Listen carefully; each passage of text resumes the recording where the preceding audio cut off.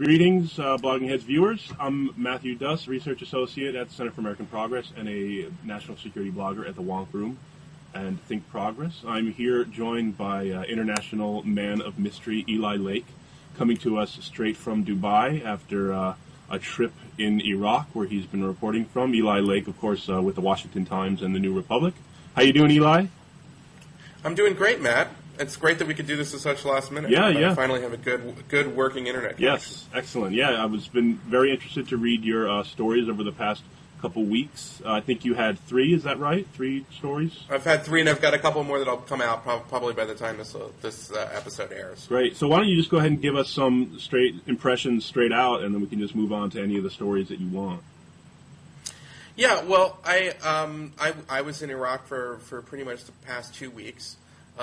It's not enough time. It's not as long as I've in my previous trips to Iraq, but it was a good opportunity for me to unexpectedly kind of basically get a sense of a lot of the Baghdad politics in the upcoming presidential election, and particularly on the Shia side, which I've always been interested in. It's ironic because I went to Baghdad, I went to Iraq to go to Anbar, and that didn't exactly work out. I was going to pick up something that I did not end up getting, but it was actually well worth it because I got an opportunity to talk to a lot of the leadership of the Etalaf, which is the United Iraqi kind of alliance of largely Shia parties, but there are some other kind of folks in representative. I did talk to a lot of folks in the sort of security apparatuses in Baghdad, some old friends, and made some new ones, and I got an opportunity to kind of see where the country's going. It's a story I followed since before the invasion, and it actually, and I was there for the horrific bombing, which I guess by the time you all see this, it'll be last week. But and we were of course all very glad to hear that you were safe. A huge tragedy that was, but I was among those. Just very glad to hear that you were okay. Well, thank you very much. And you can really see it does shut down. I mean, and these things are so politically timed; it's very obvious to people who are there. But it's also interesting how there is a real politics in Iraq right now, which I think has the potential to go beyond the kind of sectarian infighting that we associate with sort of a Lebanese model, which in some ways Iraq is at least according to the 2005 elections, broke down in many very much sectarian parties. And I think now we're really starting to see that model fray a little bit as you have a Shia prime minister who is excluded or is not, depending on who you talk to, is not taking part in the main Shia alliance, who promises security and has blamed Baathists in Syria for the string of horrific bombings that go back to August, but at the same time is probably going to pay a dear political price for those bombings, in part because he relaxed some of the de-Baathification rules. And then you also have a conscious effort on the part of these Shia sectarian parties, as well as, I might add, some of the traditional sort of Sunni parties to present themselves in a less sectarian way. And, there is an effort to at least campaign in terms of a national unity, asking for a less corrupt, more efficient government. I mean, I think the government in Iraq right now is fairly corrupt and troublingly so on the security end. I can get into some details there. And the other thing I would report is that there were a lot of gloom and doom predictions with regards to this election law, which is a complicated matter because it involved the apportionment of seats to sort of some ethnic groups in various geographic areas. And the issue of exiled Iraqi voters is also a pretty heavy one. Yeah. Right? But they managed to get an election law that everybody can live with. And what was interesting is that these horrible bombings, clearly in response to the parliament voting to approve the law, happens, and the presidential council sets a date of March 7, during the bombing and the city basically shutting down. So, I mean, that in that sense, the bombs are terrible, but they did not prevent an important political process, and it didn't create a constitutional crisis. Yeah. And in some ways, I mean, that was the beginning of the campaign. I mean, that was it. I think the remnants of what might be called the kind of irredentist Al-Qaeda, depending on who you talk to, sodomist terrorists who are able to pull off these bombings, clearly with, I mean, you have to say at this point that they obviously have connections in the security services. These bombs, these mega bombs, are getting past security checkpoints. They're all over Baghdad. But that's their vote. They're voting against the political process. But just about everybody else is participating in that political process, including what we might have said 2 or 3 years ago would have been the Shia irredentists, like the Sadrists and others. So that's kind of my snapshot. And I'm looking forward to this discussion. Yeah, me too. So just to go back a little bit. Well, I mean, I just saw the report just now, right before we started this, that Secretary Gates is actually in Iraq and actually was denied a meeting with Maliki because Maliki needed to go to the parliament to deal with the kind of fallout from these attacks. That was extraordinary to watch in this week. Yeah. After the bombing, first of all, I mean, let me give a little bit of background. Maliki created something called the Baghdad Brigade, which is the equivalent of almost a Praetorian Guard. It's a brigade of the Iraqi army that reports directly to the Prime Minister's office. Now, there are a number. That is one of a number of units that operate in that way. Is that correct? That's less clear, but the Baghdad Brigade. There's two interesting things. One, it's open about that. It says we're here and we're outside of the chain of command. Whereas you can make an argument that there are sectarian influences in individual brigades in the country, but at least on paper, the org chart, they go through the Iraqi army. So, I mean, I've written about this, there have been papers, but this is created totally separately. But the reason Maliki created the Baghdad Brigade was to bring security to Baghdad, which it's not doing. So the first questions that kind of came up in the parliamentary session the day of the bombing was, what is this Baghdad Brigade doing, and why can't it stop these terrible mega bombings? Add to that, you have Jawad Bolani, who is the Shia interior minister, who's running on his own ticket in possible alliance with the Yad Alawi, though it's unclear, how these alliances are going to work. And I can get into the arcana of Iraq's new election law with open lists, but I'll save that for now. The point is that the Interior Ministry kind of would be one culprit of people who would have some responsibility for the failure to prevent these mega attacks.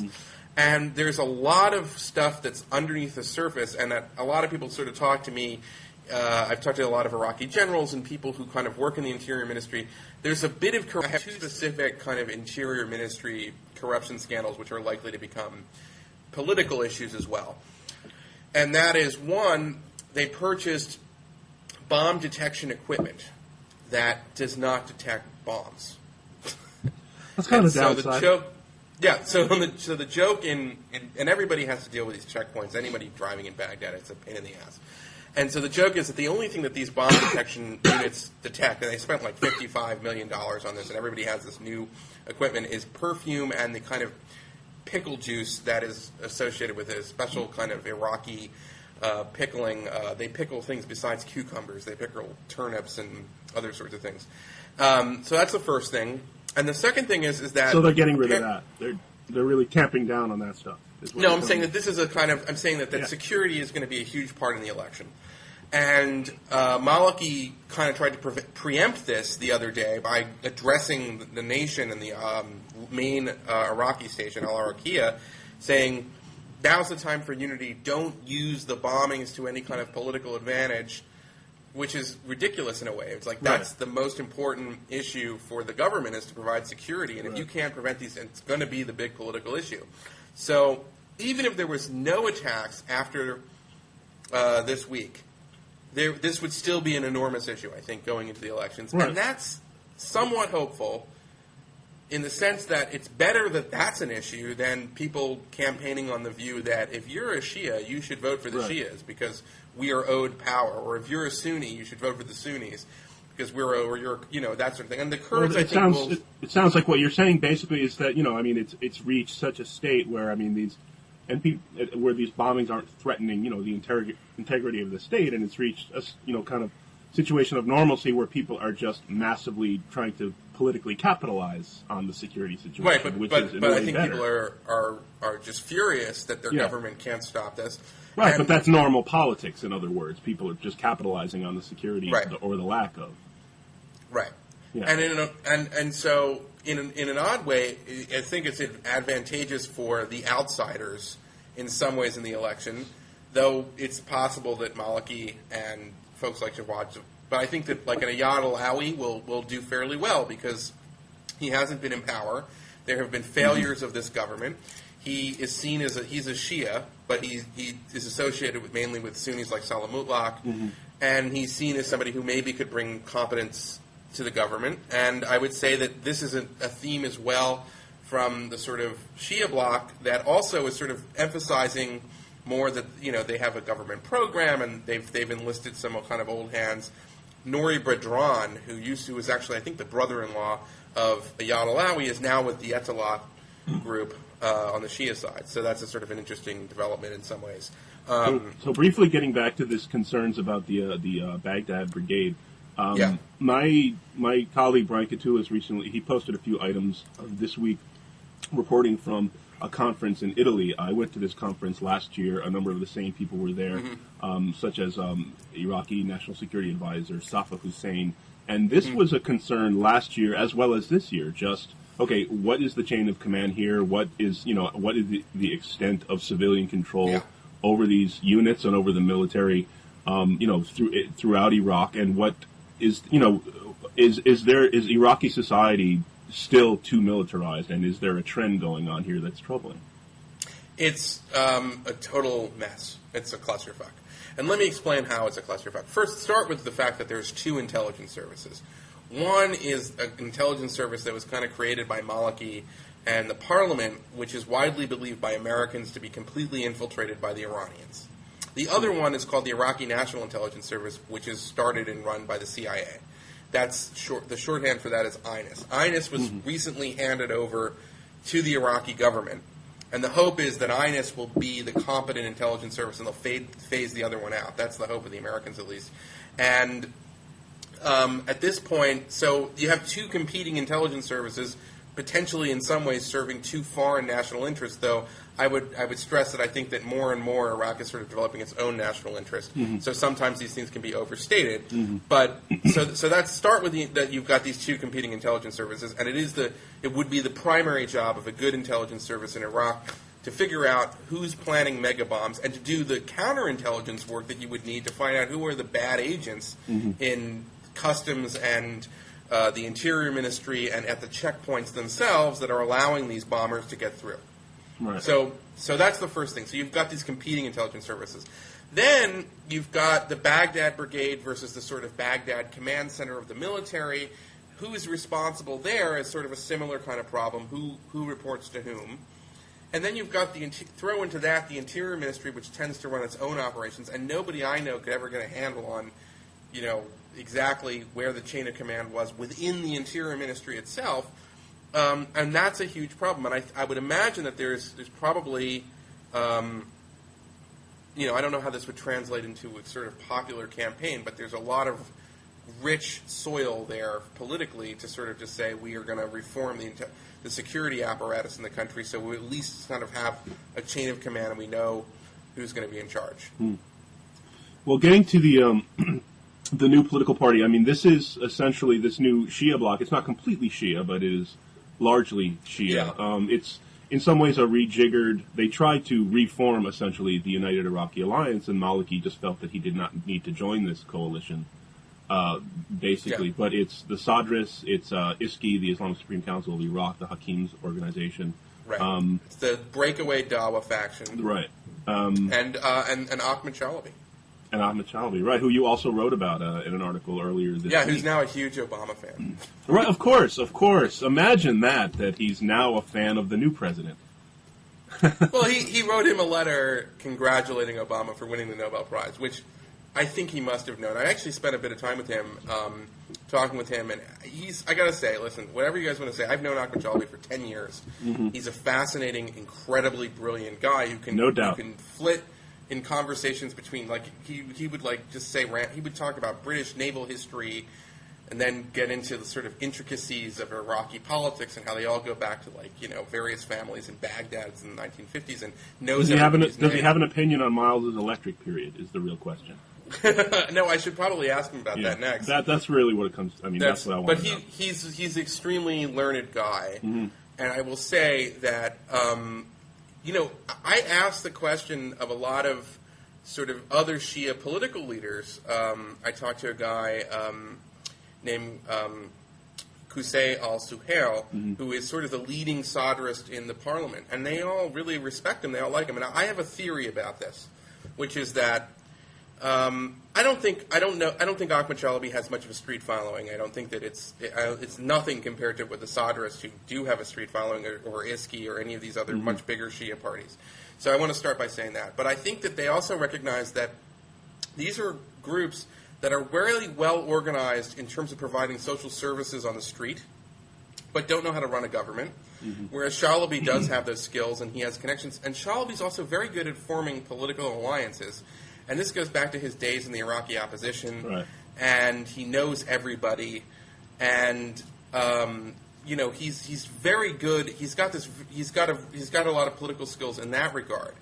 And well, sure. I mean, what's the perception, to the extent that you could tell us? I mean, of Chalabi as someone who played this part in kind of moving America into going into Iraq. Is there any? I mean, yeah, I can tell you a very funny story.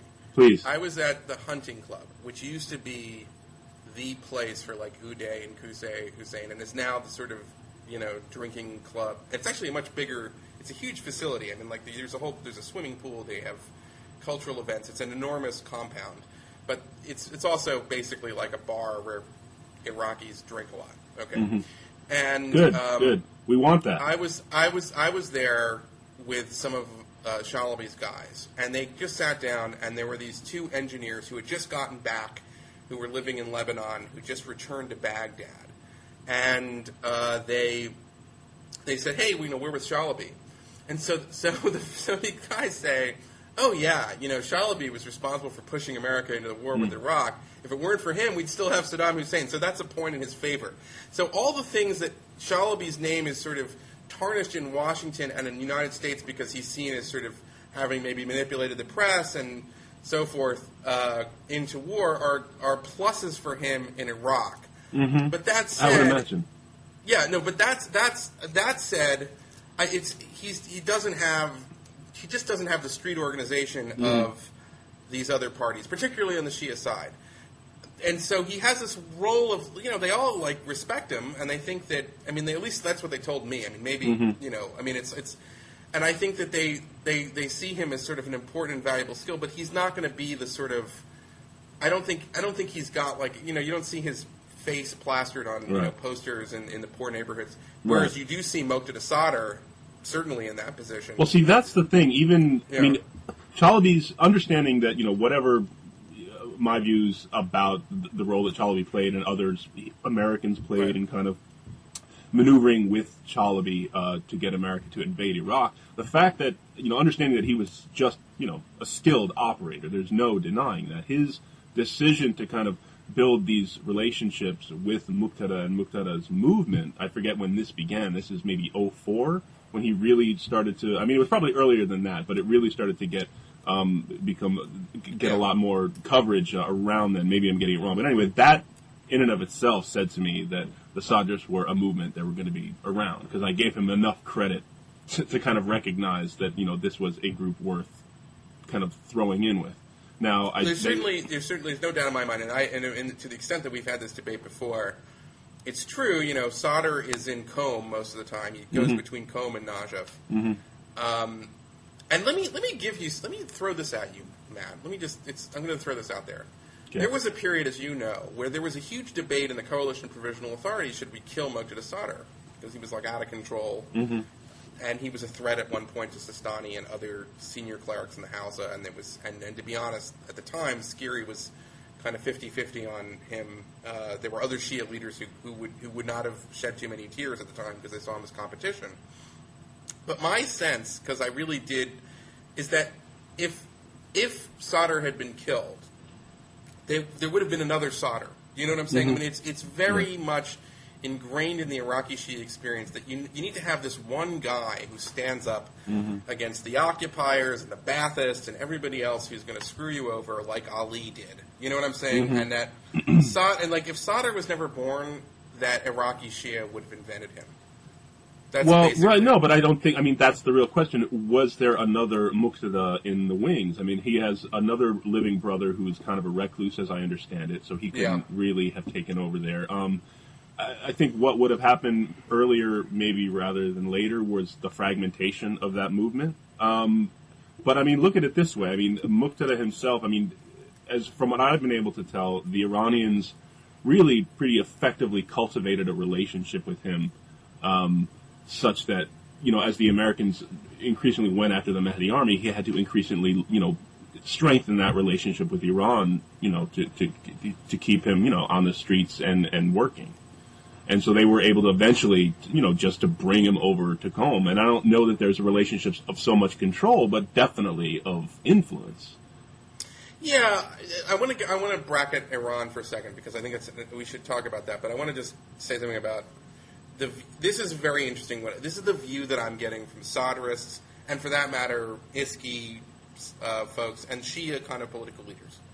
Because one of the things I wanted to know is that, listen, these guys did some pretty, at least the militias associated with these parties, and particularly the Mahdi army, did some horrific things against innocent Sunni civilians, particularly in Baghdad. And there's a lot of blood that was spilled by these parties, and Chalabi, you know, is associated with this coalition in the sense that, you know, he's working with them. Now, I'm not saying, you know, Chalabi's guys, I don't think, did this sort of stuff. But anyway, so I mention all this because I think that their view, as it was explained to me, because I kept pushing this in kind of these long conversations at night over tea and so forth, was that there was a strategic decision in 2004, 2005 from the sort of Sunni elite that they were going to try to cleanse Western Baghdad of the Shia. And that they, if nothing was done about this, and they had relied, say, on the U.S. military to protect them, even if they did that, that the Sunnis would have never accepted that this was now going to be a Shia majority democracy. And so even, I mean, listen, it's a terrible thing to say, and I don't think that we as outsiders can, I certainly don't necessarily, I don't agree with, I want to say I don't agree with this, but their view of it is that it was horrific and horrible what the Mahdi army was doing up through 2007, really. But if they hadn't done that, then we would not have the understanding of Tariq al-Hashimi and other Sunni leaders today that they're going to participate and understand their role in a Shia majority democracy. Right. I mean, I'm not saying I agree with it. It's not a rationalization from my perspective because it still does not excuse some really horrific and horrible behavior, but that is how they look at it. That's how and I think you can make that an analogy to that to any number of things. I mean, whether you're saying, you know, the pretty large scale sectarian cleansing that took place in Baghdad and the way that contributed to the eventual successes of the surge in bringing down security. You can talk about, you know, as you and I have debated at length, you know, the Al-Qaeda coming to Iraq and carrying out these just horrific attacks on civilians and the broader effect that had in the region in discrediting Al-Qaeda. I mean, as Americans and as non-Iraqis and just as moral people, I'm not comfortable sitting here and saying, oh, well, that was worth it. But I mean, you have to take either. But right. I know you're not. I know you're not. I'm just saying. I mean, but we look at it and we notice these effects, and you know, in terms of just counterfactuals, I mean, that's fine. But you're right. I'm not. You know, we don't say, okay, well, that turns out to have been a good thing. We're not. But there was a moment where at least, you know, there was a moment in the beginning of the surge period where the military was basically making the argument, we'll protect the Shia populations. You shouldn't go off and do this on your own like this. And they're like, no, it was very important for the for the Mahdi army in particular to shed this blood because it let everybody know that this is the new order of things, and that's the only way it was going to be. There was a very interesting conversation I had with someone whose name I can't say, who we were talking about this sort of thing, and it was the idea of sort of slights and dishonor, and like. It's like, we're Iraqis, we'll blow up your car. It's like a very different view of things. And I'm not saying that's all Iraqis. I'm just saying that it's this view that, you needed to spill some blood to make the political point, and anyway, the order. But I mean, the U.S. the U.S. military and the U.S. government is deeply implicated in that decision. There's no doubt. This was not just a decision that was taken. There were two different views. There was the 04, 05, 06 sort of General Casey view, which is to let it happen, and then there was the surge view, which is we have to stop this. It's getting out of control. Well, right. I mean, I don't know if I quite agree with that distinction. I think there was an acknowledgement, even going into the surge, that this cleansing was going to keep going on, and there were going to be effects that we were going to work with. Well, the cleansing has largely, I would say the cleansing has largely stopped. I mean, mega terror attacks have not, but the cleansing has stopped. I mean, listen, there's some pretty bad things that happen right now. I'm not saying now. I'm saying right as the surge began. Oh, as the surge began, though, there was a view that Shia extremists, by which meant the JAM and the special groups, and Sunni extremists, which they meant Al Qaeda and kind of affiliated bad guys in the Iraqi Islamic Army or something like that. Those two groups were going to be targeted, and the way that they did that was to try to win over other groups. Now, here's an interesting addendum, which doesn't, because nobody ever talks about the Shia side of this, which is that on the Shia side of this, Matt, and this is what I found out of this trip, there were clearly efforts by Petraeus to do the same kind of strategy, which is that he worked through the office of the martyr Sadr to try to create, to reach out to, persuadable Mahdi types that would turn on the more extremist types. Right. And that was largely not successful. And it's interesting because right now, and this is a story that I think will come out by the time this dialogue airs, there is an effort on the part of the embassy to just meet with Sadrists, period, and knowing full well who they are to try to come to some sort of political accommodation. And that is a reflection of the strategy, which is to clearly, disassociate or disentangle ourselves from Iraqi politics. Yeah. And that is that, and so, I mean, I actually have this on the record from my Sadrist who I interviewed, who said, they've tried to approach us. For now, we're saying no. We'll talk to you when you leave, and you let our 4,000 prisoners go. Right. That's basically their view. But yeah, I mean, just a quick point on that. I mean, if you remember, January, February 2008, you've got Petraeus talking about Saeed. The Saeed Sadr is being, he's working with us. He's being very cooperative. We appreciate this, his freezing his militia. And then a month later, Basra happens. So the timeline there is pretty interesting. But if we can move on to your article today in which you talked to Islamic Supreme Council of Iraq's ISKI leader Amr al-Hakim, who's taken up the reins of the organization after the passing of his father, Abdulaziz Hakim. Really interesting article. He had some really interesting things to say. If I can just go straight in, I mean, did you get a chance to, I'm just curious, did you talk to him at all about what's going on in Iran? That is the one area I didn't talk to him. I did talk to his people about what's going on in Iran, and they take the view that it's not really for them. They won't even say that, we're setting an example of Shia democracy, and therefore and frankly, the view among a lot of the Shia parties right now is they're dealing with their own politics right now. Right.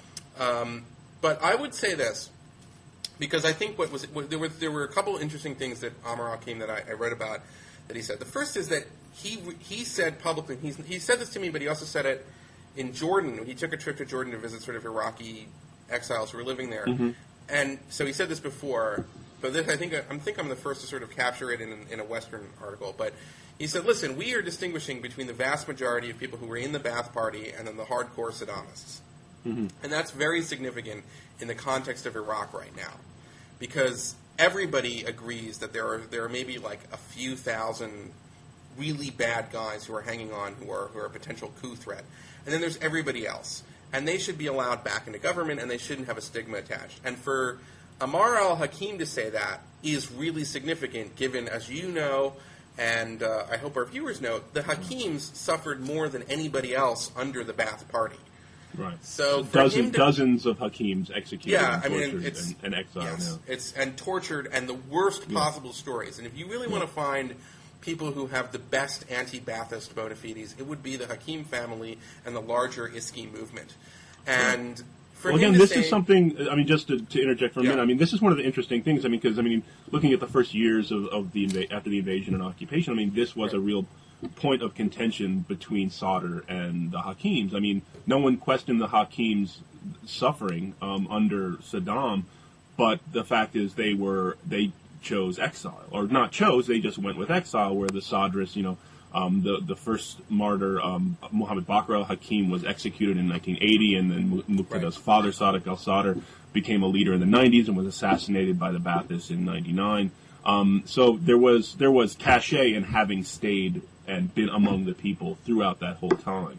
So but nobody can argue that the Hakims did not suffer under Saddam Hussein and didn't fight Saddam Hussein. I mean, that's the other thing. Right. So for him to say that, I thought was very significant, and it was in keeping with the sort of new line, which is, I mean, there were even efforts to try to reach out to some of the Sunni parties. I have to confirm this, and I'm going to write it, so I don't want to quite say it. I don't know when it's going to come out, but there were efforts from the Sadrist and ISKI to reach out to parties that you would normally think they would be completely away from for a possible coalition against Maliki, because they saw political advantage of it. And so that's a very different place that Iraq is in politically than it was even 2 years ago. And I think that's helpful. The other thing that I find very interesting, which is that, I think I'm going to put something out here. We have disagreed on this before. But as you know, a common trope about Iraq is that the U.S. fought the war and Iran won because Iran has influence. And there's no doubt that Iran has influence with these Shia parties. And they have influence in general in Iraq because they have economic interests, they have a lot of money, they have a very capable intelligence apparatus here. And I don't think that you can dispute any of that. So they have influence. But there's a poison pill in it for the Iranians in the long run in the following sense, which is that it's pretty clear, not just Amr al-Hakim, the Sadrists as well, maybe we'll see with Muqtada as he goes through his education in Qom, this may change. But at least for now, the Sadrists, the Hakims, and other Shia leaders, and particularly the Hausa, are completely against the Islamic Republic-style system in Iran. Well, they're against Vilayat Ifaqi, the guardianship of the jurisprudence. Exactly. And again, I mean,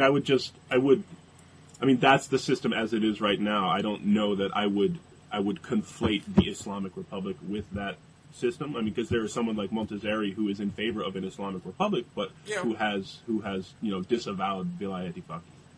Yes, I think that's true, and hopefully Iran is changing for the better right now, away from. But I'm saying at a fundamental level, if the Khomeini revolution means anything, it is a model for organizing society along the lines of you have something that looks like a majlis or a parliament, but you have ultimately the power in these kind of clerical councils, the Guardian Council and so forth, that will make sure that their laws do not contradict the tenets of Islam. Right. That is not going to exist in Iraq. It's partly because there's only 60% majority of Shia, but it's also because this is not what the Shia leadership wants.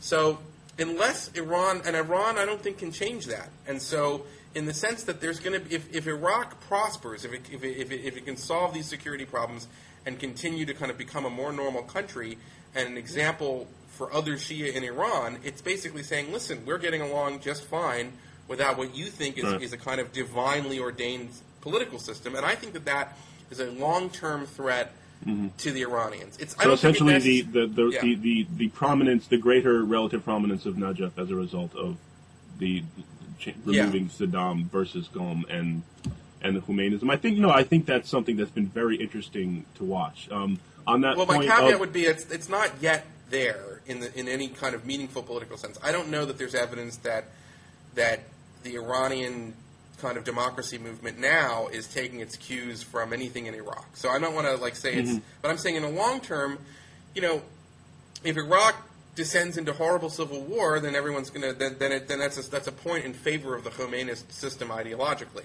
But if it doesn't and it kind of prospers and Iraq becomes a normal country, then that is a huge blow, I think, to the Iranian system. I mean, they're already suffering a lot legitimation crisis in Iran, but this is yet another kind of nail in the coffin.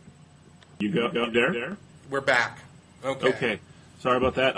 So yeah, just on this point of the rising prominence of Najaf versus Qom and the problem, and the fallout from the June 12 elections in Iran. I attended a briefing at U.S. Institute of Peace a few weeks ago now with a representative of Najaf, the Najaf Hausa, which is the kind of the seminary establishment in Najaf. Himself a Hakim, a cousin of Amr al-Hakim. These are big families, prominent clerical families with lots of branches. But anyway, we had it was originally off the record, but the Sayyid himself decided to just put the whole session on the record, so there's no problem talking about this. And we had a very interesting conversation about Vilayat Faqih and what Sistani felt is the appropriate role of clerics in the new Iraq. And Sayyid Hakim himself used the analogy of the role of the Hausa in Iraq being that of a referee in a basketball game.